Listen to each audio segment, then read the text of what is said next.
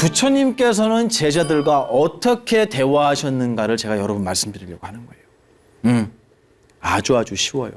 여러분 할 수 있습니다. 첫 번째는요. 우리가 뭘 잘못하고 있는지, 우리가 뭘 놓치고 있는지를 보면은 해답은 나와요. 어떻게 해야 되는지는 금방 나옵니다. 첫 번째는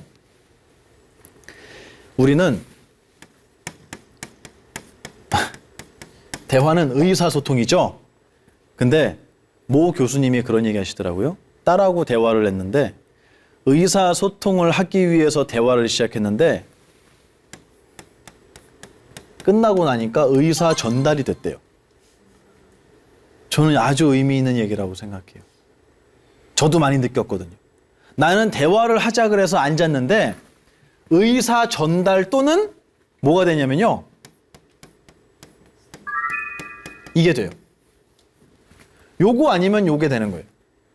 내 속에 있는 걸 일방적으로 전달하고 그 사람은 입을 다물고 듣던가 아니면 그 사람도 자기의 이야기를 하면 싸움이 되는 거예요. 나는 소통을 하기 위해서 앉았는데 왜 전달을 하거나 싸움이 될까?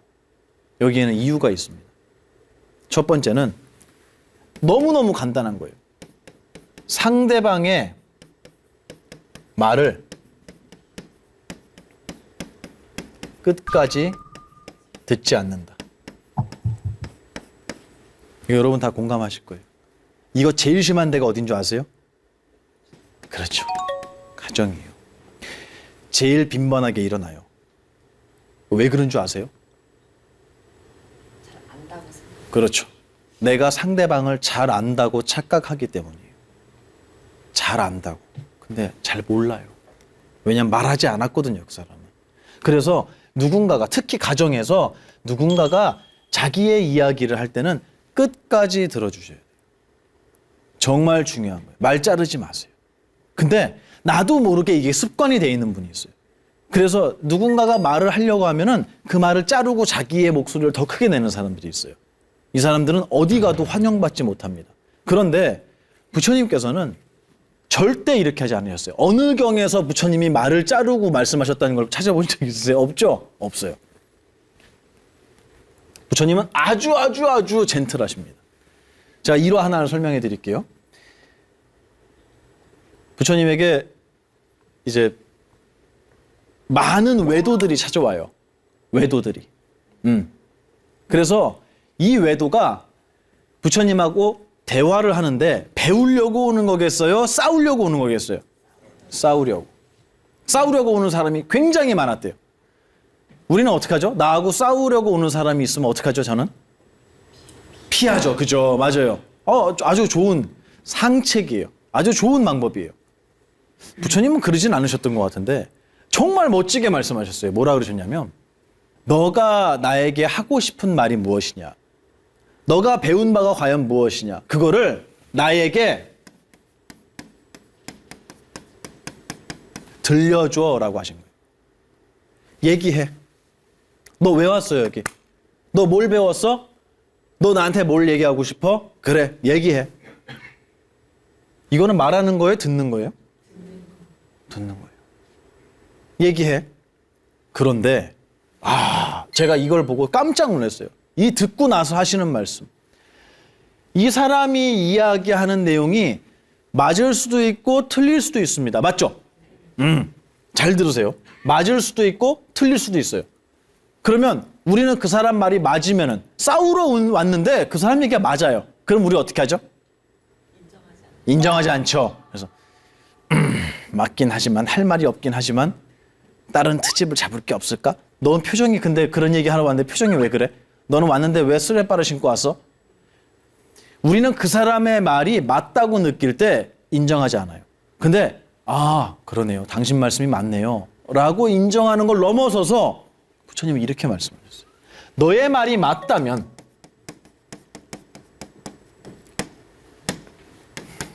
이렇게 말씀하십니다.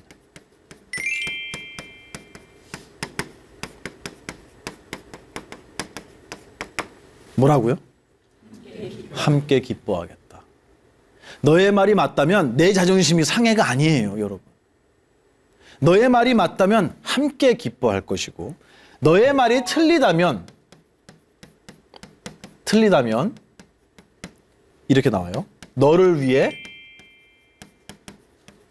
설명하겠다. 근데 우리는 이렇게 의견에 충돌이 있을 때 아니면 누군가 싸우고자 해서 왔을 때 너의 말이 틀리다면 이 상황이 되면 어떻게 돼요? 갑자기 의기양양해져. 막 신이 나는 거예요. 이거 봐. 너 그렇게 얘기할 줄 알았어. 이거 봐. 부처님은 안 그러셨어요. 너의 말이 틀리다면 알지도 못하면서가 아니라 누굴 위해? 너를 위해 설명하겠다. 너의 말이 맞다면 함께 기뻐하고 너의 말이 틀렸다면 너를 위해 설명하겠다. 도대체 어딜 보고 계신 걸까요, 이분은? 저는 이 말을 보고 참 많이 반성했습니다. 제가 강의를 하거나 누군가와 대화를 할 때 저도 모르게 옳고 그름, 맞고 틀림에 저는 상당히 많이 빠져요. 그래서 저거를 저렇게 설명하면 안 되는데 이러고 앉아있어요. 누굴 위해서? 누구 좋으라고? 그게 아니고요. 저분은 이거를 정말 잘 설명했구나. 그럼 기뻐해야 되는 거예요. 이야, 나하고 정말 이 생각의 사유의 방향이, 수행의 방향이 같은 분이 계시는구나. 그럼 기쁨인 거예요, 그거는. 여러분이 가정에서 대화를 할 때 대화가 통하는 요만큼이 보이잖아요? 그러면 기뻐하셔야 돼요. 당신하고 얘기하니까 너무 기분이 좋아요. 너무 잘 통해. 이 부분은 우리 맞는 것 같아. 이거 빼고 다 틀리지만 이거는 맞는 것 같아. 그래서 제가 물어보니까 남편분이세요? 그랬더니 네. 남편 뭐 하세요? 그랬더니 소개 좀 해주세요. 그랬더니 로또보다 안 맞는 내 남편이라고 얘기하는 거예요. 그래도 맞는 게 뭐가 있지 않겠냐는 거예요. 그게 맞았을 때는 함께 기뻐해라. 이거를 잘 살리셔야 돼요, 여러분. 이거는 정말 적어요. 여러분 웃으셨지만 많지 않아요. 적어요. 이 작은 거를 이만큼 뻥튀기 해주셔야 돼요. 이야, 너하고 얘기하니까 속이 다 후련하다. 야, 아들한테 얘기하는 거예요. 아드님한테. 야, 아버지 요즘에 엄청 힘들었는데 너하고 잠깐 얘기하니까 속이 후련해. 야, 밖에 있는 애들이 너 밥만 따라갔으면 좋겠다. 어떨까요? 좋아하죠. 좋아하는 거예요. 제가 이 뒤에서 어떤 말도 노하우를 알려드릴게요. 어떤 말을. 여러분 그런 거 좋아하잖아요. 이렇게 하면 90초 만에 대화에 성공하는 3가지 방법 이런 거 좋아하잖아요, 여러분. 되게 유치하지만 그것도 알려드릴게요. 야, 너 정말 너하고 대화하니까 최고야. 너하고 대화하니까 속이 다 후련해. 이 얘기 잘 안 해요, 우리. 우리 항상 어디에 집중하냐면 여기에 집중하는 거예요. 근데 만약에 나와 다른 부분이 보인다면 설명해 줘야 돼요. 누굴 위해서? 이게 빠지면 안 돼요. 그 친구의 변화의 가능성을 위해서 부모님이 설명을 해줄 준비가 돼 있어야 돼요. 그냥 짜증내고 혼내는 게 문제가 아니고 너는 맨날 생각을 그렇게 하냐 이렇게 할 게 아니라 너를 위해서 내가 설명해 주겠다는 마음이 여기 있으셔야 된다는 얘기예요. 그래서 제가 오늘 처음에 청송교도소 얘기를 한 거예요. 그분도 변할 수 있습니다. 우리는 누구나 고정되어 있는 존재가 아니에요. 우린 누구나 빈 그릇이에요. 그래서 거기에 어느 내용물을 담냐에 따라서 그릇의 이름이 바뀐다고 했잖아요. 맞죠? 강의 들으시는 분 정말 수백 번, 수천 번 들으셨을 거예요. 진리이기 때문입니다. 그래서 내가 지금 나의 가족들의 기억에 어떤 기억을 넣어주느냐가 그분의 그릇의 이름을 결정하는 거예요.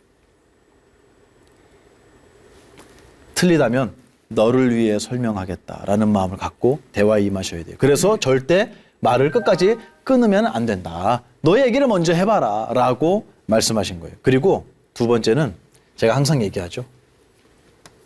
여러분 대화할 때는 진심으로 하세요. 이 진심으로 이야기할 수 있게 만드는 방법을 말씀드리고 오늘 끝내려고 해요. 첫 번째는요. 자제분들하고 얘기를 할 때 애들이 얘기를 하잖아요.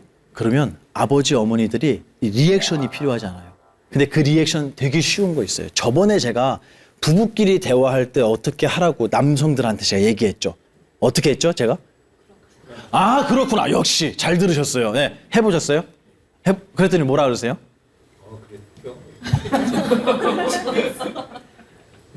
좋아하셨어요, 아내분께서? 뭐 잘못 먹었냐고 안 물어봐요? 그랬구나. 맞죠? 똑같아요, 애들도. 그래? 제가 상담할 때 쓰는 방법이에요. 그래? 이거는 무슨 얘기냐면요. 같이 판단을 안 하는 거예요. 야, 너 그렇게 얘기하면 안 되지. 이게 아니고요. 아휴, 철부지 한심하다. 이럴 게 아니고요. 아, 그래? 맞단 얘기예요? 틀리단 얘기예요? 둘 다 아닌 거예요. 그렇죠? 그러면서 생각하고 있어야 돼요. 이 친구를 위해서 내가 무슨 이야기를 해줄지를 생각하고 계시는 거예요.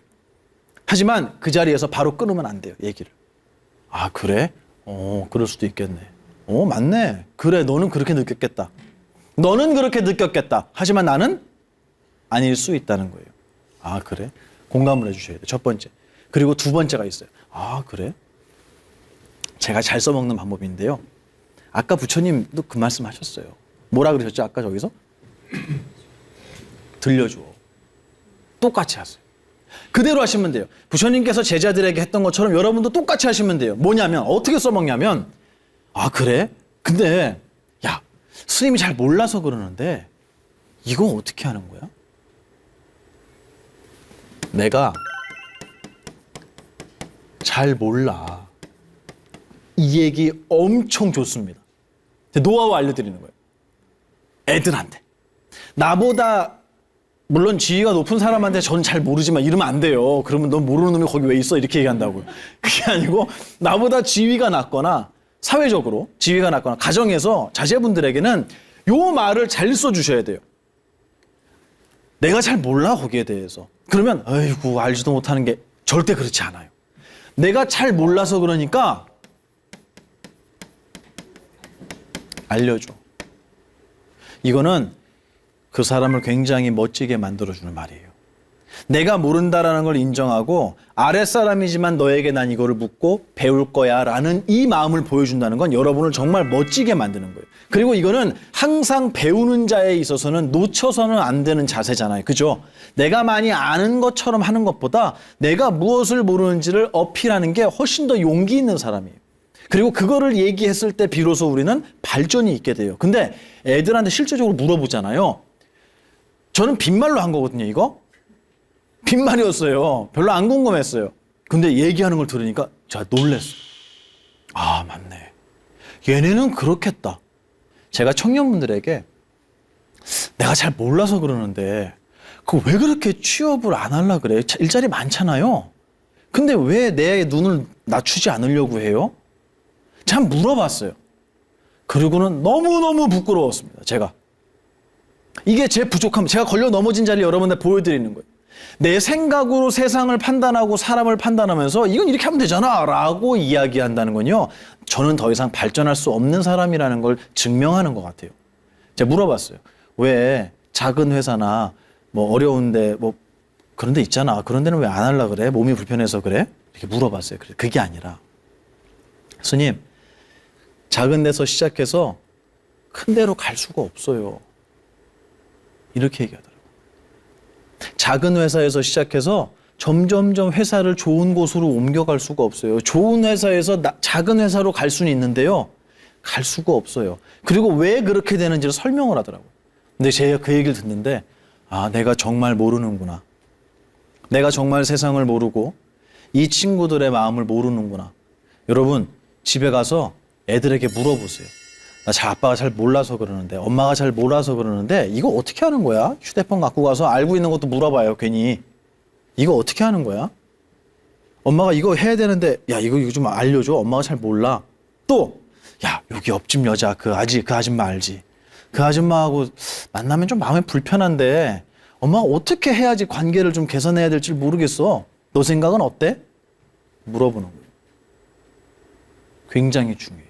그때 그 친구들은 마음을 열어요. 근데 예를 들어 아 몰라. 요건 늦은 거예요. 요건 좀 늦었어요. 그 대답이 나오기 전에 미리 아무리 어린 친구한테도 물어봐 주는 거예요. 이거 어떻게 하는 거야? 그래서 절에 오는 애들 있잖아요. 그러면 걔네가 막 뭐 색종이 적고 막 그림 그리고 그래요. 그러면 정말 중요한 내용인데요. 누가 그림 그리잖아요.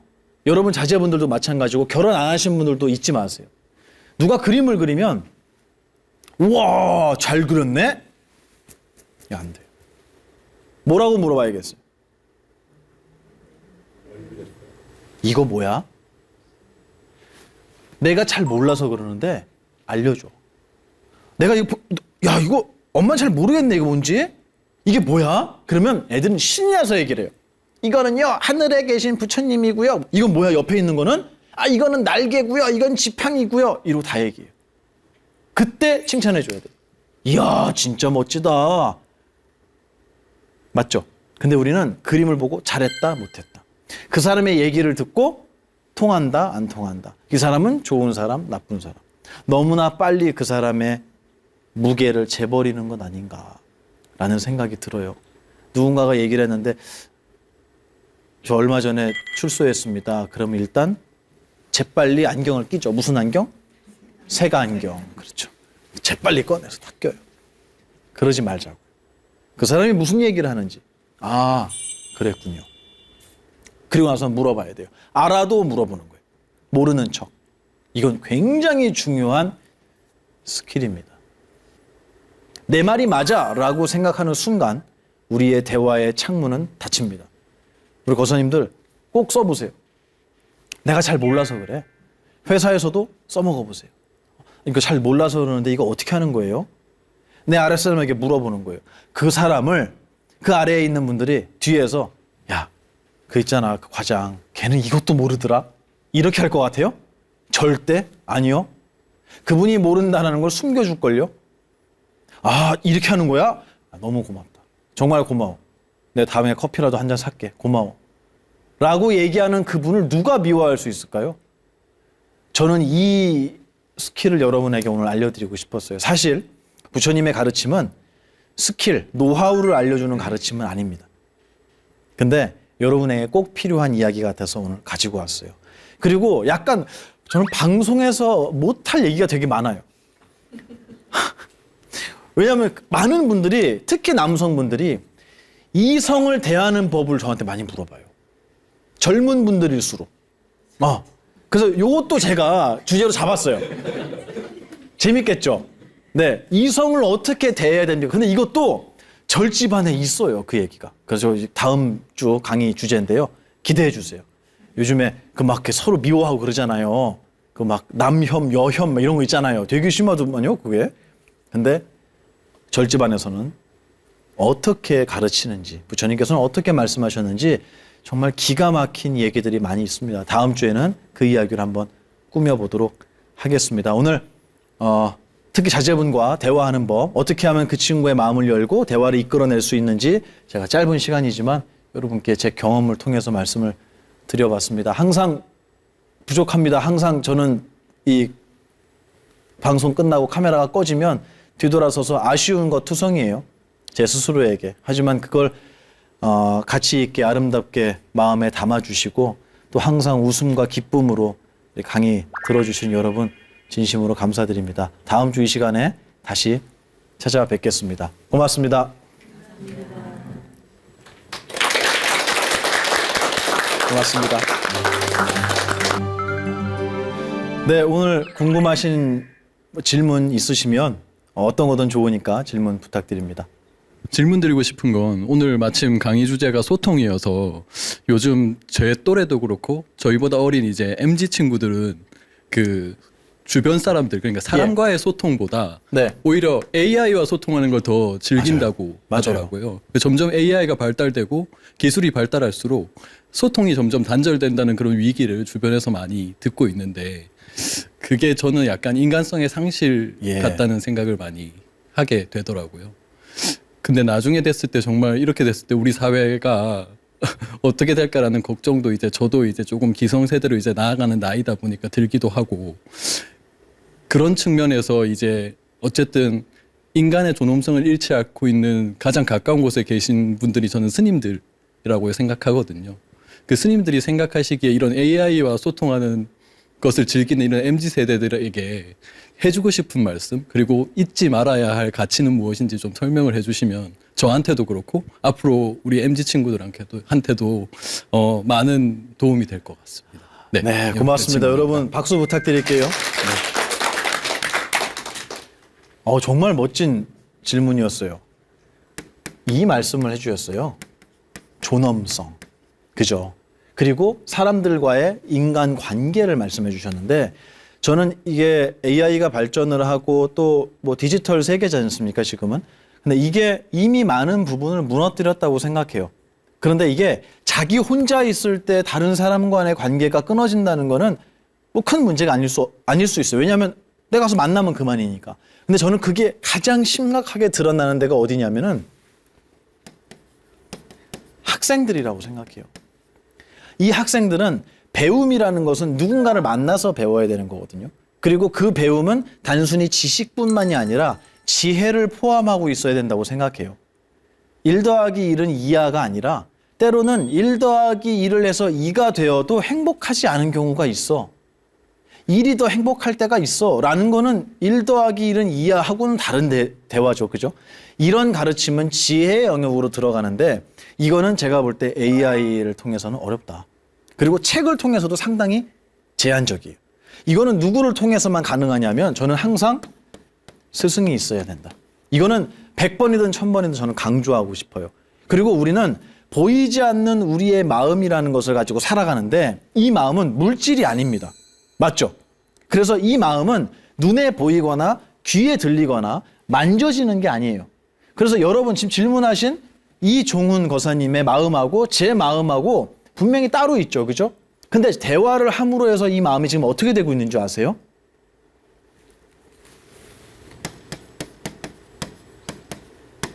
물들고 있습니다. 전 그렇게 생각해요. 마음은 만나서 대화할 때 서로에게 물들어갑니다. 이거를 불교용어로 뭐라고 했습니까? 훈습이라고 했잖아요. 훈습. 연기 냄새가 몸에 배듯이 내가 노력하지 않아도 물들어요. 상대방이 극도로 우울해서 매일매일 우울증 약을 안 먹으면 살 수가 없는 사람을 만났다고 쳐보세요. 여러분 마음 어떻게 되겠어요? 당연하지. 당연한 거예요. 마음이 서로에게 물들어간다는 건 원격으로 할 수 없습니다. 만나야 돼요. 그런데 지금 말씀하신 것처럼 AI와 같은 이런 디지털 세상 속에서 우리가 사람들을 만날 기회가 적어진다? 이거는 분명한 부작용을 낳는다고 생각해요. 스님들은 무조건 대중생활이 원칙입니다. 그죠? 그리고 그런 부분에서 제가 볼 땐 거사님이 스님들에게 인간의 존엄성이 남아있는 것 같다라고 표현하신 것 같아요. 맞습니까? 네. 스님들은 대중생활을 합니다. 그리고 2600년이 지났는데도 아직도 그때의 이야기를 공부하고 있고요. 그리고 농담으로 제가 그랬지만 때가 어느 때인데 아궁이에 불을 떼고 있느냐라고 얘기하지만 그것에 대한 가치를 스님들은 알고 계세요. 그래서 저는 세상에 나가서 이렇게 얘기합니다. 여러분, 불편한 것은 불행한 것이 아닙니다. 라고 얘기해요. 요걸 잊지 말아야 될 것 같아요. 저는 이 말씀을 드리고 싶어요. AI를 왜 우리가 활용하냐면 편리하기 위해서. 그렇죠? 그러면 요거랑 반대로 얘기하면 그러면 편리한 것은 무엇이 아닐까요? 편리하다고 행복하지는 않더라는 거예요. 근데 우리는 이렇게 교육받았어요. 편리하면 행복할 것이다. 그럼 편리하게 살려면 무엇이 필요한 줄 아세요? 이게 필요합니다. 그러면 이걸 얻기 위해서는 뭘 해야 되는 줄 아세요? 나의 인생과 교환해야 돼요. 이건 교환해야 됩니다. 교환해도 잘 안 되지만 교환을 해서 돈을 갖고요. 돈을 가지고 편리한 삶을 살면 나는 행복해질 것이다 라는 이 공식에 우리 되게 쉽게 노출돼 있어요. 근데 저는 과감하게 말씀드리지만 그렇지 않다고 말씀드려요. 불편함 속에서도 행복은 분명히 있습니다. 우리가 외국에 여행을 가면 잠자리가 편해요. 이동순환이 편해요. 먹을 게 편해요. 없죠 그런 거. 하나도 안 다 불편해요. 근데 왜 가죠? 행복하려고. 행복하려고 하는 거예요. 그래서 저는 외국 나가면서 고추장 싸가는 분이 이해가 안 가요. 웃자고 한 얘기예요. 불편함 속에서도 행복은 있다라는 걸 우리가 알고 있어요, 이미. 그럼에도 불구하고 우리는 불편함을 느꼈을 때 상대보다 내가 불편한 삶을 살고 있다고 생각할 때 나는 불행해라고 생각하는 경우가 되게 많아요. 저는 상대방과 대화를 하고 사람들과 소통을 하는 과정에서도 반드시 불편함은 생길 수 있다고 생각해요. 그런데 이 작은 불편함 대신 나는 혼자를 택하겠어라고 한다면 과연 이 사람은 언제 물들어갈 수 있는, 훈습될 수 있는 기회를 잡을까요? 없죠. 저는 AI와 아까 얘기한 인간의 존엄성이 대척점에 서 있다고 생각하진 않아요. AI가 없어도 인간의 존엄성은 사라지고 있었어요. 왜냐하면 이 공식 때문이에요. 근데 여기에 AI라는 게 들어오면서 더 빠르게 가속되고 있겠죠. 이럴 때일수록 우리는 그렇지 않은 불편함, 괜찮아. 불편하든 편리하든 그 속에 담겨 있는 행복은 무엇인가를 찾는 사람은 그만큼 늘어난다고 생각해요. 마치 배에는 물건을 많이 실을수록 무슨 힘이 커지죠? 부력, 떠오르는 힘이, 반대의 힘이 커집니다. 그것처럼 이렇게 모든 사람들이 한 곳으로 매몰되고 있는 것 같은 사회의 분위기를 느꼈을 때 그 반대의 장소를 찾는 사람도 분명히 있다고 생각해요. 우리 이종훈 거사님처럼. 이런 분이 계시다고요. 혼자 있겠어요? 많아요. 많습니다. 저는 그런 분들에게 맞아요. 당신들이 지금 생각하는 그거 틀리지 않았습니다. 라고 누군가가 명확한 근거와 법칙을 가지고 설명해 주실 스승이 나타나야 된다고 생각해요. 이 땅에 스승님들은 많이 계십니다. 전 그렇게 믿어요. 근데 스승을 스승으로 알아보는 제자가 없다면 스승은 없는 세상이겠죠. 여러분처럼 배우려고 하는 마음을 가지신 분이 있다면 저는 걱정 안 해요. AI도 언젠가는 법률이 생길 거고요. 거기에 해당하는 뭐 윤리적인 뭐든 법률이 생길 거고 우리가 스마트폰을 우리는 우리 고사님하고 저하고는 한 4살 차이 나네요. 저보다 조금 많으시네요.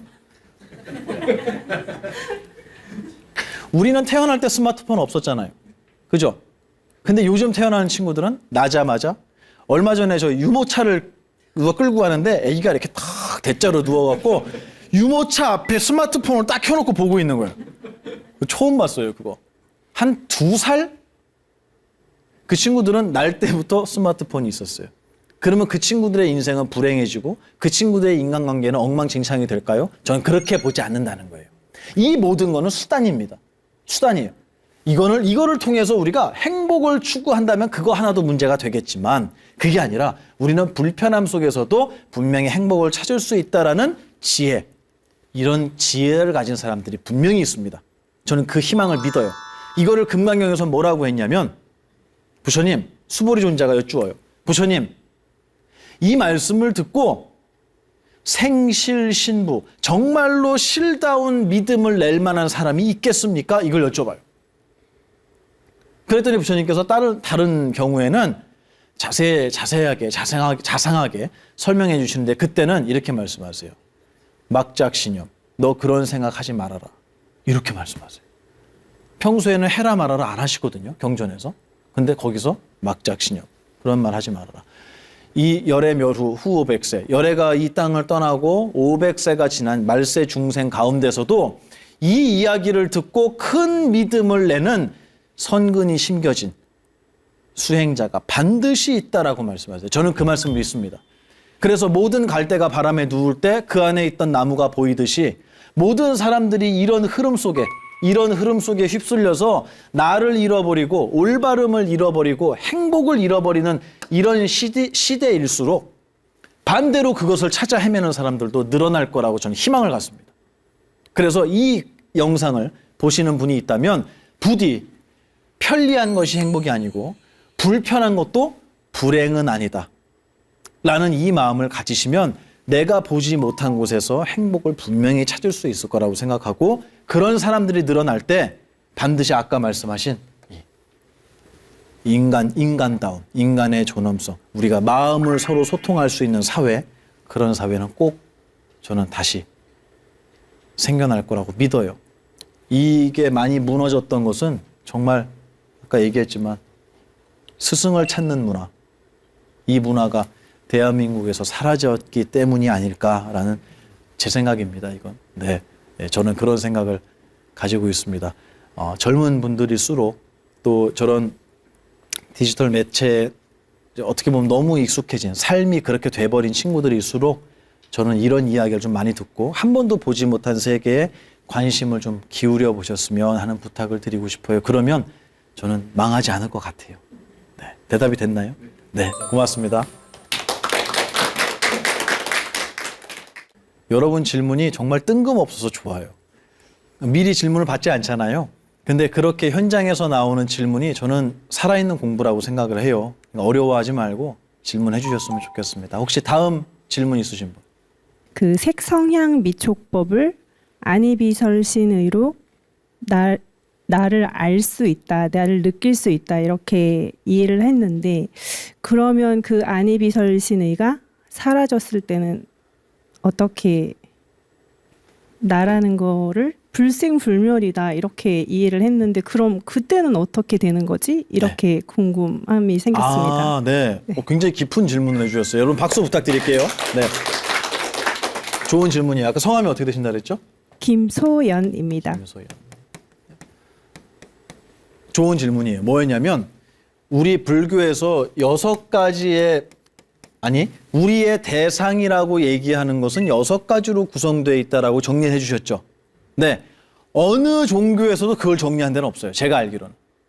불교에서만 부처님께서 정리해 주세요. 그걸 6진, 6가지 티끌 또는 6경 이렇게 얘기해요.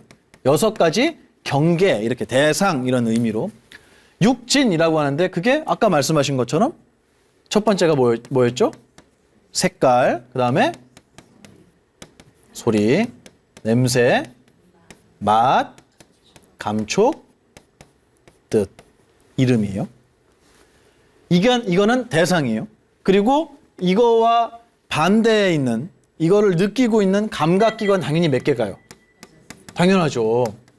대상이 6개면 감각도 6개죠. 그래서 요거를 안, 이, 비, 설, 신, 의 이렇게 6개로 정리를 해주셨습니다. 이거를 6개, 요거 6개, 요거 6개 합치면 몇 개죠? 12개. 그거를 불교 용어로 12처라고 해요. 이것도 굉장히 중요한 의미를, 왜 이거를 설명을 하는지를 이제 공부하면 그것도 엄청난 가르침이, 엄청난 이 지혜예요. 근데 여기서 그 얘기를 할 건 아니고 질문의 내용을 제가 잘 이해했는지 들어주세요. 질문을 전 이렇게 이해했습니다. 육진, 색깔이 있어야 눈이 있다. 맞죠? 그리고 눈이 있어야 색을 볼 수 있다. 그러면 색깔이 없어지면 눈은 어떻게 되느냐라는 질문으로 들었어요. 맞아요? 네. 그러면 이번 생에 나의 육신이 사라지면 나의 마음은 어떻게 되느냐? 이 질문하고 같은 질문 같아요. 맞아요? 제대로 한 거예요? 네, 그래요. 이거는 색깔이 없어지면 내 눈이 없어진다. 이거는 다 6개가 쌍이죠. 이렇게 짝이에요. 색깔이 없어지면 이 눈은 당연히 사라질 거예요. 이름도 없어지고 기능도 없어질 거예요. 모든 소리가 다 사라지면 귀는 어떻게 될까요? 사라지죠. 여기서 우리 뭘 느낄 수 있을까요? 내 눈을 만들어주는 거는 색깔이에요. 내 귀를 만들어주는 거는 소리예요. 그런데 우리는 어디가 있냐면 저 색깔은 왜 저러냐? 저 잔소리 듣기 싫어. 어디가 있는 거예요 지금? 중생은 색깔에 들어가 있고 소리에 들어가 있고 냄새에 들어가 있다고 부처님 말씀하세요. 우린 다 거기 안에 들어가 있어요. 그래서 내 눈이 없으면 색깔이 보이지 않는다는 걸 잊어버려요. 또 반대로 저 색깔이 보이기 때문에 내 눈이 존재한다는 것도 잊어버려요. 이거를 이렇게 마주하는 거를 불교 용어로 상즉법이라고 합니다. 네, 상즉법이라고 해요. 이렇게 마주하고 있기 때문에 내가 존재한다는 걸 아는 거예요. 그러면 색깔 없이 눈이 있겠어요? 없죠? 다시 여쭤볼게요. 세상 없이 내가 있을까요? 없죠? 근데 왜 그렇게 잘난 척을 했죠? 벌써 무아를 여러분 대답하신 거예요. 무아예요. 우리는 세상 때문에 나라는 게 있는 것처럼 드러났다는 사실을 알 수 있습니다. 그래서 내가 잘났다고 얘기하지 않아요. 불교를, 이 부처님의 가르침을 공부하는 수행자는 잘난 나를 만들고 싶어 하지 않아요. 왜냐하면 잘난 나 역시도 세상에 의해서 만들어진 거기 때문에 그래요. 그래서 세상이 보인다는 건 그걸 보는 내가 있고 내가 있다는 건 세상이 있는 것이다. 이거는 동전의 앞뒷면 같은 거예요. 그래서 하나가 사라지면 당연히 모두 사라진다고요? 나머지도 사라지는 겁니다. 질문에 대한 대답은 제가 이 말씀을 드리고 싶은 거예요. 몸이 사라지고 마음만 남는 일은 없다. 몸은 끊임없이 생겨나게 돼 있고 생겨나는 몸에 따른 마음도 역시 끊임없이 생겨난다. 영원하다. 이건 역시도 영원한 것이다. 이게 제가 드리고 싶은 대답입니다. 혹시 더 질문하실 게 있나요? 감사합니다. 대답이 됐어요? 네, 감사합니다. 제가 남성 불교 심리학을 준비하면서 대한민국의 수많은 남성분들의 외로움을 다 대변한다고 감히 말씀드릴 수는 없습니다. 하지만 제가 출가해서 스님들과 살면서 저 역시도 남성의 한 명으로서 절집안에서 어떻게 이 사내들을 교육시키고 또 외로움과 분노와 이런 모든 것에서 자유롭게 만드는지를 전 여러 번 참 경험했던 것 같아요. 그리고 저에게 큰 발자국으로 남겨져 있는 저희 큰 스님과 어른 스님들의 그런 가르침을 저 혼자 갖고 있긴 너무 아까웠어요. 그래서 여러분께 알려드리고 싶었고 그게 남성문